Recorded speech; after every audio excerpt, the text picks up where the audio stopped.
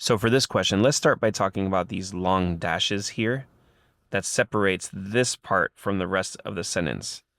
Now, we'll get into it in more detail when we need to, but the semicolon is for two independent clauses. The colon is when the first part is an independent clause and the second part is anything that describes the first part. And for the long dash, one of them counts as a colon and two counts as a set of parentheses. So here, the two long dashes means that this is just like a set of parentheses, and that pink part of the sentence is totally separate.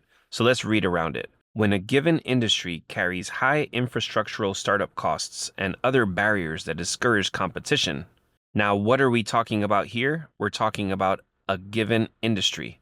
So when a given industry carries a bunch of stuff, that industry consists of.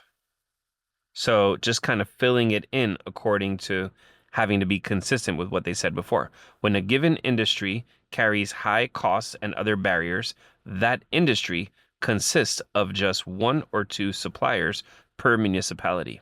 Now, what's happening here is that there are so many plural things going on that it may have your mind thinking in the plural because we have the water and the electricity and the startup costs and the barriers, but in essence, the sentence is saying, when an industry carries a bunch of stuff, that single industry consists of a certain number of suppliers. So by the way, here we have even more plural stuff.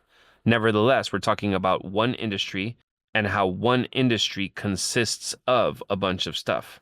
So that's going to be answer choice C. When a given industry carries a bunch of stuff, it often consists of just one or two suppliers per municipality. Now, these would be plural, they would be plural. And the reason why D is wrong is because this is kind of an ambiguous pronoun. Like in everyday conversation, you can say, when that happens, this makes me feel a certain way. And you can speak very generally like that.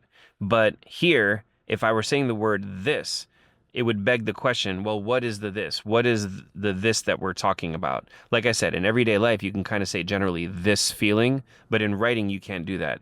This would kind of open up a can of worms of, what is the this referring to? And there wouldn't be a good answer for that. So the answer here is C.